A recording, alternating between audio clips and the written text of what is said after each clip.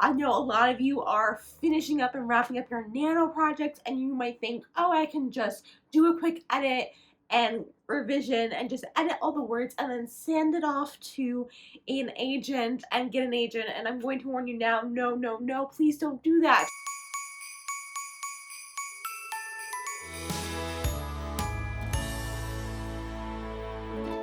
Hello everybody, welcome back to my channel. My name is Riley K. Jones. I'm a writer, teacher, and author tuber. And today we're going to tackle the topic, how in the world do you write a revision? What do you do? What are the first steps? Well, I'm going to go through those steps with you as someone who's been through the revision process multiple times on several different manuscripts. And I'm going to share with you what I've done and some tips and tricks that I've learned along the way from books, from other critique partners, and just from my experience in general. So let's get into it. First off, let's start with the definition. What is a revision? A revision is not editing. They are two separate things. Editing is basically looking for the way the words are on the page, the way they sound, grammar, syntax, spelling. That's editing. Revision is something completely different. Revision happens generally finished with a manuscript. It will vary depending on who you are. It happens after you have completed a manuscript and you're looking through your book to make big changes to the plot and story and character. That is what revision is, not just looking for common spelling mistakes and grammar mistakes. When you're writing your manuscripts the first time, you're literally telling a story for you. You're trying to figure out all the details, all everything, even though if you're a plotter, you might have said, oh, I've already done that. What if you're a pantser, you might be like, well, that's how I do my process. I'm zero drafting. I'm just writing whatever comes to me and then coming back to it later. Whatever camp you're in, you are telling the story to yourself for the first time and trying to figure out, does the story work as a story? So then when you come to revision, that's when you're going to find out that you're going to have to make some major changes to the story to make sure that it flows, to make sure that there isn't any dead space. Try to make the story better, cleaner, smarter, fantastic all around. This is when we now need to revise. When we go to revise, the general advice that I've heard across all platforms is that when you're going to go into revision, that you need to take a step back away from your project and just take some time away from that. That could be anywhere from a few weeks to a few months or even a year.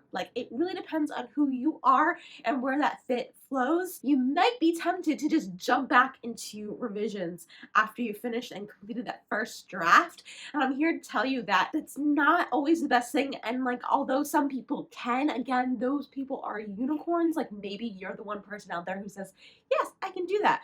But from generally speaking across all platforms, I've heard that you just need that time off so that way you're not just editing, you are actually going to complete a revision and making the story better. When I was working on Project Lost, I did some kind of small revisions, mostly just editing before I started querying it, finding out getting the rejections didn't really work. So then I took 6 months away from when I ended the manuscript to when I picked up again for revisions, and I found that I had a better, clearer, better sense of the story, kind of being like, oh, I kind of forgot what happened. So I'm looking at it with a new, fresh pair of eyes, and that really, really helped me with tackling the first revision. Generally, I would say a good sweet spot is at least a month.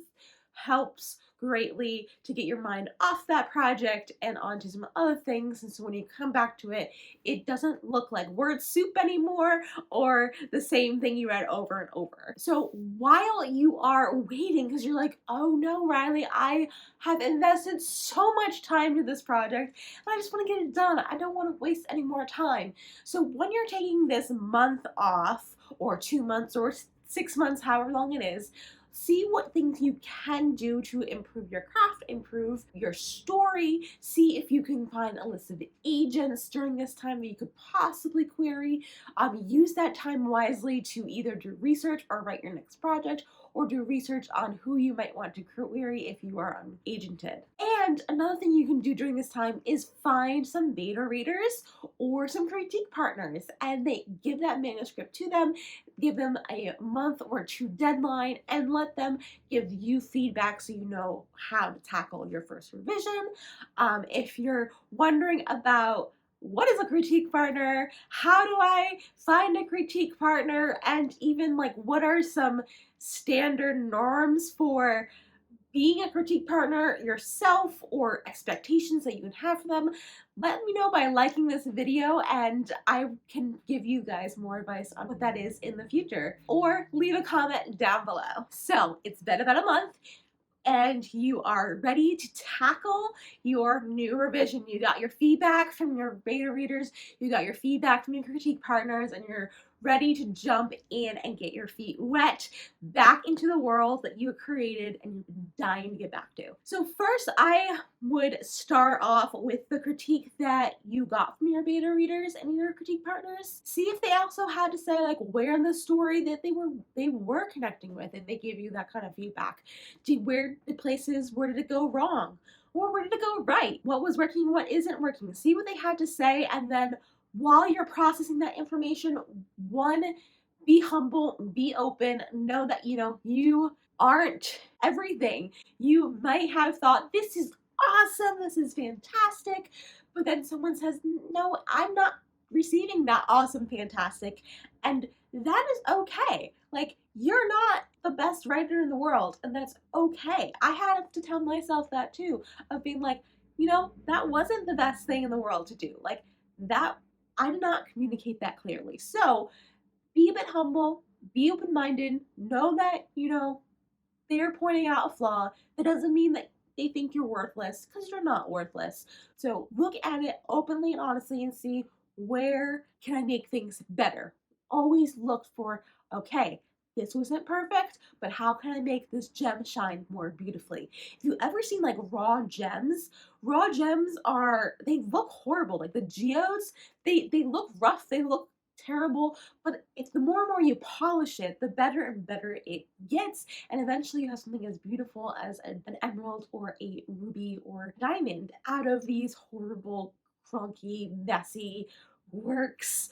There could be diamonds below. So keep that in mind while you're taking this feedback in and try to always improve on what you're doing. Next thing is also to take things with a grain of salt. Like, you don't have to always follow their advice either. And you could say, hey, you pointed out an area that I didn't accomplish well, and maybe they gave you a suggestion on how to fix it, but you don't have to always take their suggestion. You can say, okay, this part is really crucial for the story. How can I make that part come across better? And so when you're looking through and getting that feedback, know that your story isn't going to be perfect, especially it's the first draft, and it's okay that it's not perfect. You are just need to keep polishing and polishing it and making it the most beautiful piece that you can. So you've gotten your feedback. You are ready to now jump back into your novel. So the first thing that I like to do is I like to go through and just read it for the first time again and see what the story was about. So if my partner said that I really could not follow the second half because of XYZ, I can look through it and see like, okay, here's setup, here's setup, here's setup. Oh, okay, I see where it's kind of derailed. Let's come back to fix that. So going through and rereading it, that's always a great idea, just to see where you are in your world, because it's been a while. Another thing that you could do in that step is that you could either print it out. I know a lot of people print out their novels, put it in a binder, and then take a pen and just mark it all up and say, this is where things went right, this is where things went wrong. Like, if you were going to critique this for someone else, how would you do it? Think outside of yourself. I found that like really helpful. If I was like, okay, if this was just like Joe Schmo's manuscript and not my own, and I had no idea what the story was about, how would I be picking up pieces? How would I be interpreting different scenes? Are there scenes that are really slow? Things of that nature. Another way that I like to do it, to save a little bit of paper, is I like to have it just on my computer, and I end up using like the text-to-speech readers. There's a few online. If you have a MacBook, they also have an option where it just reads you the text. Sometimes just hearing it also gives you that third perspective, and you can just follow along and then make comments using the comment tools, or even jotting down ideas on a notebook or something of that nature, just to get yourself familiar back in that world. Both ways I found worked well for different types of people. So as you are reading through your story, see if you can find any bits or scenes that are very slow pacing, that just feel kind of boring. You find yourself just kind of glancing through and zipping through because you kind of know the story, so you just kind of feel like, oh, I can just skip around. If you're finding yourself skipping around a lot, the chances are your reader is also going to be like, oh, this is boring, I don't want to get through this, and just kind of skim through the page. See if you have moments of that in your story. If you had a good critique partner, they might have told you that like such sections are slow. And some questions that you can ask yourself is like, why is it slow? Like, what's tripping you up? Is it the words? Is it the information? Is it just the whole thing? Is it just because it's dead space? It's kind of like we're just trying to move time and it's kind of boring. And then, so if you find out it's just kind of dead space, but you might have said like, well, there's this one important thing that happens here. See if we can like merge that with a different scene that has a little more pep to its step. Or if it's really important, you're like, that one thing is important, how can we add like a special sauce to that scene to really just like vibe it up and just spice it up, and see if that boring part can become something more gripping and exciting. Sometimes you can even just do a simple scene change, and that's all you needed. Like, instead of it being in a bedroom with one character doing research on a computer, you might just flip it on his head and throw in an extra character and have it in a car chase scene, and you find out, wow, that just all of a sudden made so much more sense to what you needed, and you amps up the tension. It can then create this other person with dialogue, and having just a simple scene change can really just help out your story. So this is where you need to think creatively. You need to think about like, what is the best thing for the reader, for the plot, what's going to help push the story forward if you have any slow scenes. Now you have done your read through, you have made all your notes. Next comes to the game plan. So this is the time where you can play around with different scenarios and see how you can milk each scene for what it's worth, just to drive that story forward. I found myself combining a lot of scenes. I found myself moving some things around to create tension, because a couple scenes I had where we found one piece of information and then we stayed on that piece of information for so long that I decided to take that other piece of information and move it back, and then develop a build up towards that piece of information, so that way it went along quicker. So it all depends on what your story is. It all depends on what you're trying to accomplish. But making a game plan will really help. I used Trello a lot for this, so if you wanted to know more about how to outline a novel using Trello, you can click the card right above, and hope that helps you with that. But with Trello, I was able to move things around so fast and easy that it was able to then kind of make a game plan of what was happening. The next thing that I did personally was I worked chronologically. This helped me the most. It might not help you, but I know a lot of other writers that I talk to, chronologically helps a lot, and this is why. When you work chronologically, you are seeing the dominoes that you're placing before, and so that way you can see if the dominoes are falling in a nice neat line, instead of working on one section here where the dominoes work, but you found out the beginning section doesn't add up. So what I ended up doing was I worked chronologically through,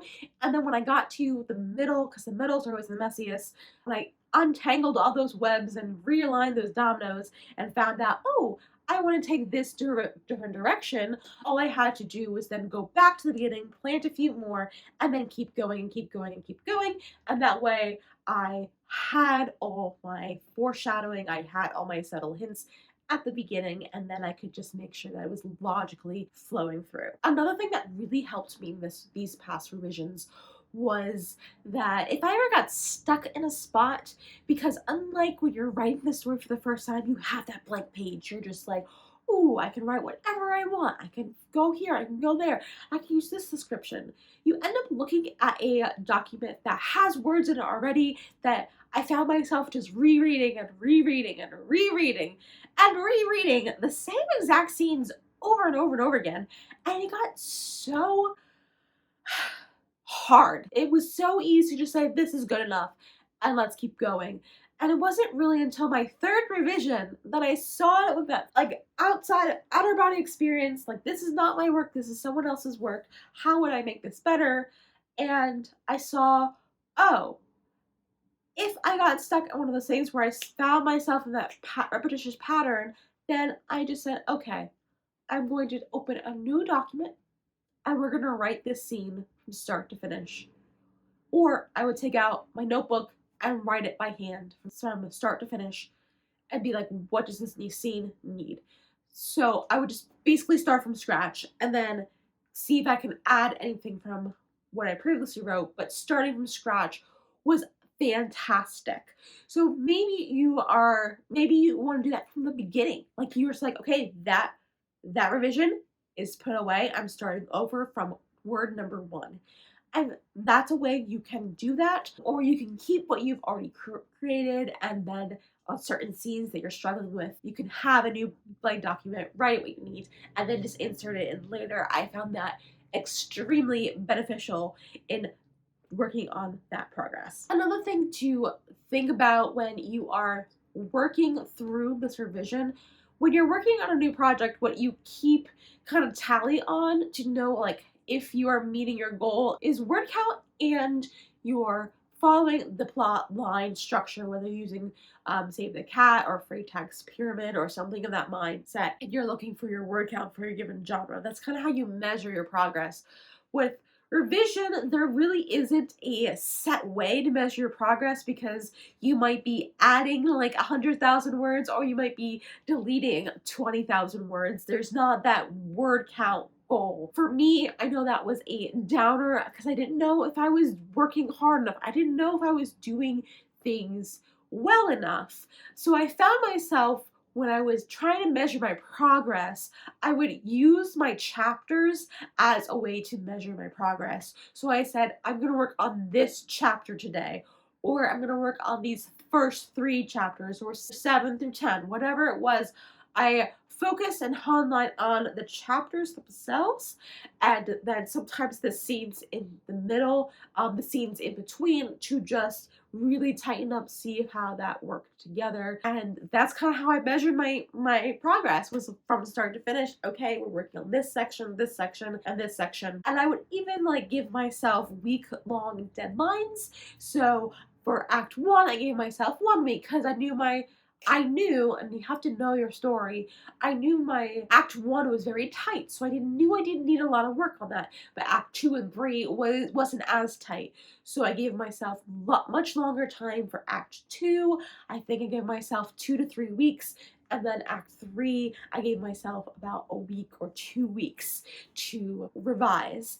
And so like when you break things up in those deadlines, I found that helped a lot for me, so I can track my progress to make sure that it all flowed through. So that leads me on to my next point, would be to give yourself an overarching deadline, small deadlines, whatever works for you, but just don't forget to be kind to yourself, because you are essentially competing against yourself at this point. You're not competing against anybody else, you're competing against yourself and how you wrote that first revision and how you can make it better. So I gave myself about a month to do most of my revisions, and oftentimes I found, because writing is a hobby, it's like a second job to me, I could not always meet a month goal, and it ended up being 2 months. There was even one revision that was 2.5 months, and did I like that? No, but that's sometimes what happens. So be kind to yourself, be diligent, work hard, and be kind to yourself. And remember that some revisions are going to be faster than others, and it will all be worth it in the end. And that is all I have for you today in this video. I really hope that you found some encouragement in this video, and I also felt you found some guidance on where to go in your revision process. Good luck with all your revisions, guys. If you like this video, please make sure to give this video a nice big thumbs up. It lets me know that you like videos like this one. And if you haven't already, click subscribe. I release new videos on all things writing and reading every Thursday. Thank you guys again so much for watching. Keep writing, keep reading, and stay creative. Bye!